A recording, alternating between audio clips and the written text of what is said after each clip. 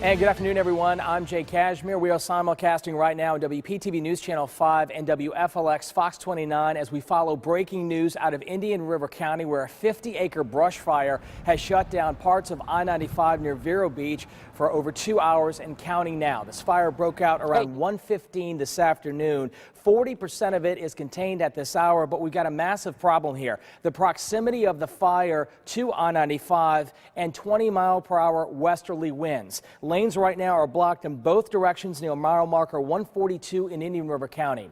We have crews both on the ground and in the air. We'll begin with Fox 29's John Shaman, who begins our team coverage. I'm on the Oslo Road overpass in southern Indian River County, just north of the fire scene. If you look behind me, this is what I'm looking at about a mile south of me on Interstate 95. You can see the white smoke still covering all 4 lanes of traffic, the 2 lanes northbound and the 2 lanes southbound. This is a 50-acre brush fire that sparked up just west of the interstate to the right of the screen right here, since again we are looking south at the fire. This 50-acre fire right now only about 40% contained according to the Florida Forest Service, which has had a helicopter here throughout the afternoon, as well as at least 3 plows to help clear the brush and help firefighters get pathways to the fire. I want to show you some video that we took a little while ago when traffic was actually backed up along the interstate. The road was shut down by Florida Highway Patrol around 1:30 this afternoon, and it took them about an hour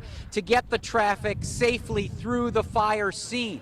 Now, where I'm standing right now, I'm the only one here, but for a long while, there were quite a few other people that had stopped to take pictures, and including one gentleman from Massachusetts who's been down here for a few years, and I asked him, why did he stop? How come I stopped? Because I'm a retired firefighter, and you know, it's in your blood.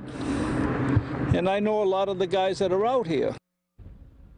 So again, right now, a 50-acre brush fire, 40% contained according to the Florida Forest Service. No injuries to report right now, no evacuations necessary. The area used to be near where the fire is. The area used to be near a prison that is now since been vacated, so no issues there. Now, on the east side of the highway, you have the Indian River County dump, and at times the fire did spot over the highway. There were a couple of hot spots, but both Indian River County firefighters and St. Lucie County firefighters got the better of those hot spots and put those out. So nothing to worry about at this moment on the east side of the interstate.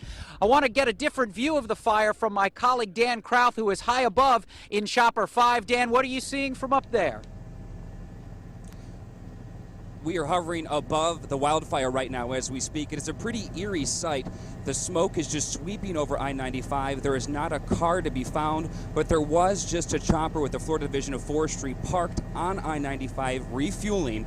That's because that chopper has been going once a minute to a local pond, picking up large amounts of water and dumping that water on the hot spots here, that 50 different acres here just west of I-95. I have no longer seen any flames from the sky, but I can tell you that this is not just contained to the west side of 95. There are a few smoking areas just east of 95 next to some pond area and next to that vacated prison that I'm looking at right now as we speak. Our Chopper 5 pilot tells us that the winds right now are gusting between 20 to 33 miles per hour. It is pretty choppy up here right now, and that is not helping those firefighters who are on the ground. Luckily, I do not see any homes in the immediate area that is, or in the direct proximity of where the smoke is going to. There is that prison right across the street.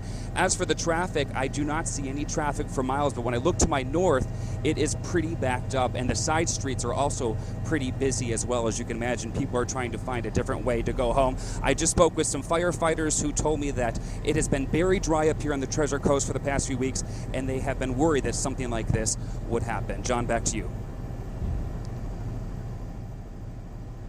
Thank you, Dan. So again, I-95 still shut down for 2.5 hours at this point between exit 138, which is Indrio Road, and exit 147, which is State Road 60. Traffic is heavy on both Oslo here as well as Indrio Road. What motorists are being advised to do, if you're getting off at Indrio Road, you head east on Indrio to Johnston, then head north on Johnston all the way up to State Road 60, and then you can head west and catch the interstate again up at the Vero Beach State Road 60 exit. That's the latest from here in southern Indian River County. Live, John Shaman, Fox 29 News. John Shaman and